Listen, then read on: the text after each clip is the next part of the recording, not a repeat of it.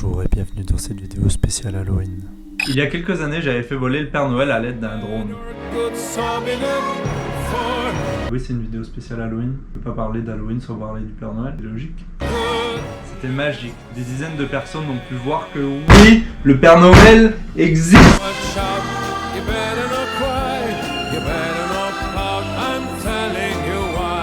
Cette année, je veux récidiver, mais cette fois-ci, on oublie la magie de Noël et on fait place à la terreur de la nuit. J'ai nommé Gustave le squelette. L'idée est très simple. On a un drone, on va reprendre le même que l'année dernière, en dessous duquel on va attacher notre ami Gustave. Il va faire son baptême de l'air. On va l'attacher avec des cordes et on en mettra deux pour éviter qu'il tourne sur lui-même. Comme on veut que ça claque un peu, on va pimper un peu Gustave. On va lui mettre une cape, le mettre dans une position de super-héros, lui mettre des LED, un fumigène, lui faire cracher du feu, une chaîne en or, une tronçonneuse en marche dans les mains, du sang qui coule. Maintenant qu'on a un plan, il reste plus qu'à le réaliser. Halloween ? Il citrouille. Bon, je dois être honnête avec vous, Tous les plans que vous allez voir maintenant ont été tournés il y a plus d'1 an. Mais à l'époque, j'avais pas eu le temps d'en faire une vidéo. ça évitera ce genre de situation. Étrange, j'ai regardé la vidéo 12 fois au ralenti et on voit bien sur certains plans qu'il n'a pas de lunettes. Moi, il n'y a qu'une seule explication possible. C'est un Illuminati venu pour nous anéantir. Allez, c'est parti. Tout d'abord, pour mener à bien ce projet, j'avais besoin de réunir les esprits les plus brillants de cette planète. Dan, Gab et Manu. Quoi tu te plains là? On est tous partis acheter Gustave, car oui, l'esclavage n'a pas été encore aboli chez les squelettes. On a même vu ton petit frère d'ailleurs dans le rayon d'à côté.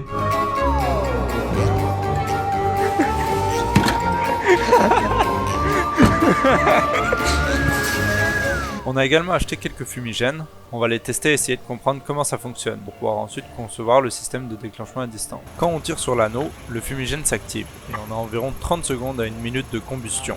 Bon, en vrai, on a surtout passé beaucoup de temps à jouer. A few moments later.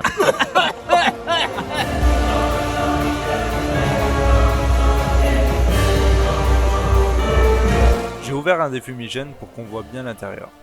On a donc l'anneau qui est relié par une tige métallique à un système d'allumage dans lequel la mèche est insérée.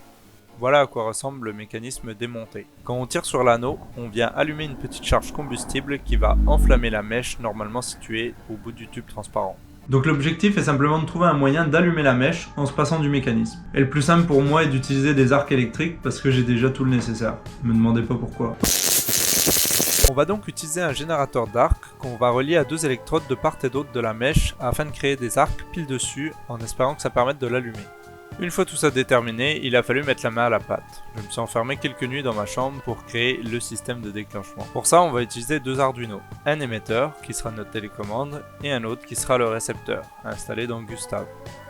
Pour les faire communiquer ensemble, j'utilise 2 modules radio NRF24L01 qui ont une portée théorique d'environ 1000 mètres. La télécommande aura un bouton qui, quand on appuiera dessus, transmettra l'information au récepteur d'activer le générateur d'arc grâce à un transistor. On a besoin de ce transistor parce que l'Arduino n'est pas capable de fournir le courant nécessaire au générateur d'arc. En gros, ça va servir d'interrupteur électronique.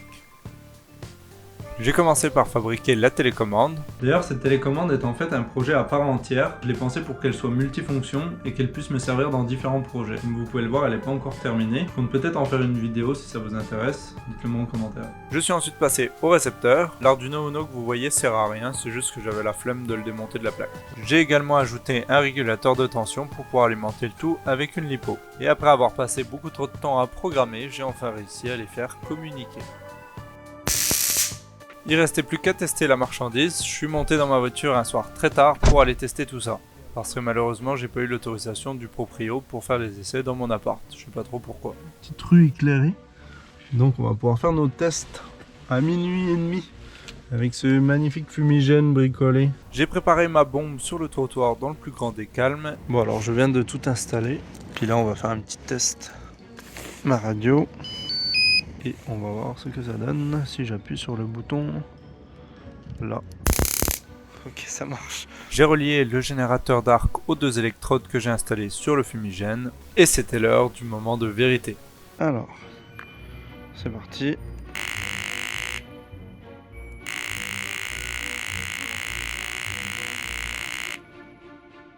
Non, ça marche pas.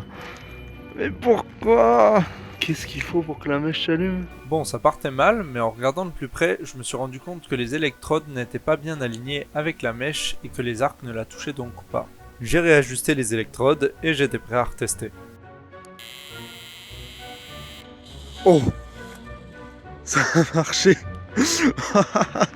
Yes! Ah, trop bien! Enfin! Ah, il est beau le mauve en plus!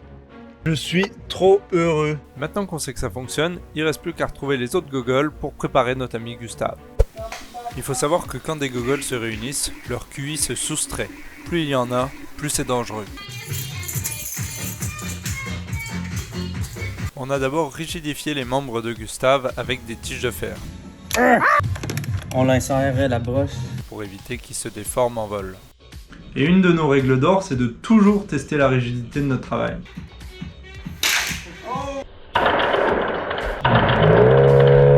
Avant de continuer, on a d'ailleurs voulu tester si l'idée de mettre 2 cordes était plausible. On a donc sorti Gustave pour son premier baptême de l'air.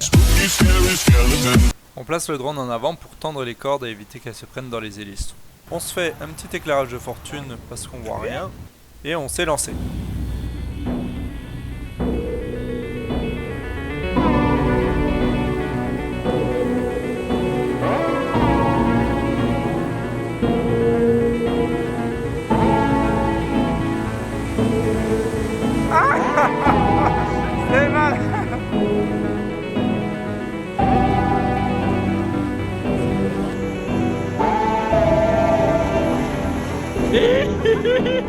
Comme on peut le voir, Gustave se balance un peu.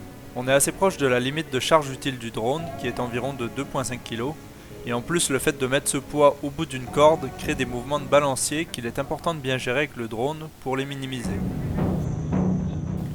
On était hyper content du résultat, et on s'amusait tellement qu'on s'est pas arrêté malgré la pluie qui commençait à tomber. On était vraiment déter pour des nombres bretons. On était tellement euphorique que quand on s'est remis au travail, nos cerveaux étaient d'un autre avis. Vas-y Raph, explique c'est quoi tout ça. Bon ok, alors là on a la batterie à hydrogène nucléaire. Ça c'est les récepteurs, ça va aller sur le drone, ça reçoit les ondes gamma pour créer une fumée mais interstellaire pour propulser en arrière de... En fait c'est un trou blanc. Le générateur ionique à électroparticules magnétiques. Les ingénieurs sont actuellement en train de travailler. Waouh!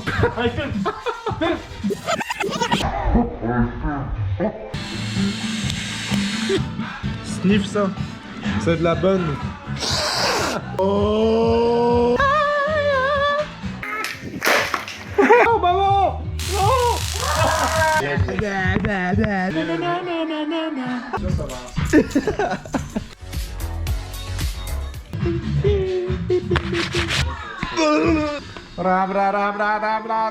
Bref, on a fini par réussir à fixer les LED un peu partout sur Gustave.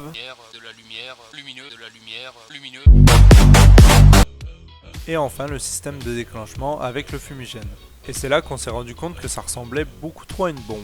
Ceci n'est pas une bombe. Et enfin on lui a mis sa cape, qui au passage est un rideau qu'on a tout simplement déchiqueté. On a donc voulu refaire un test en vol avec la cape pour s'assurer que ça fonctionnait toujours malgré le souffle des hélices. Et c'est là qu'on a vu que ça faisait tourner Gustave sur lui-même.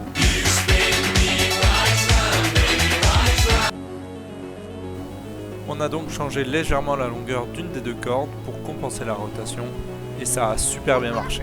Le résultat était dingue.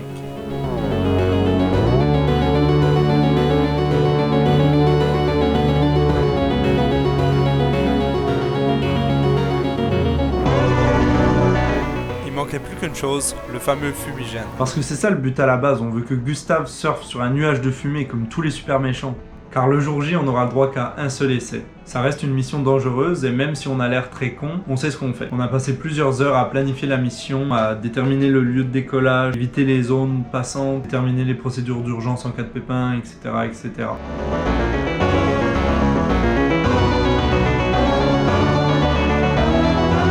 Bref, on est parti à un endroit tranquille pour tester tout ça. Après quelques vérifications, et aussi quelques hésitations. Bon les gars, il faut le tester pour le savoir. N'est-il pas? Et après quand ça va marcher, on va crier Eureka! Bref, on s'est lancé. Moi aux commandes du Gustave, Dan au cadrage avec le deuxième drone, Manu au détonateur et Gab qui filme au sol. Ou qui traîne sur Snap.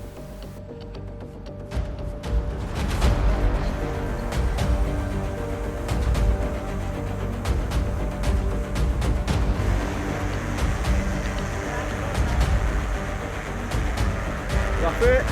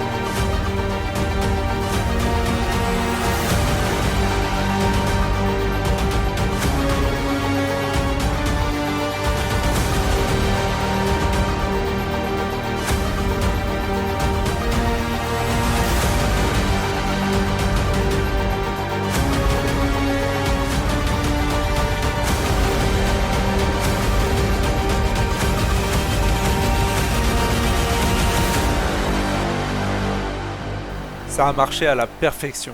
On a été refait. Tout le temps qu'on a passé dessus était enfin récompensé. Mais ce n'était pas terminé. Il restait encore une page à écrire.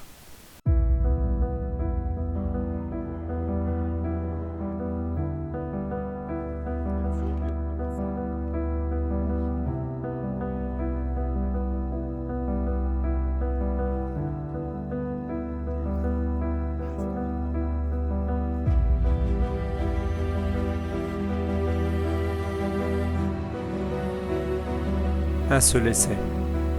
Une seule chance. On peut pas la rater.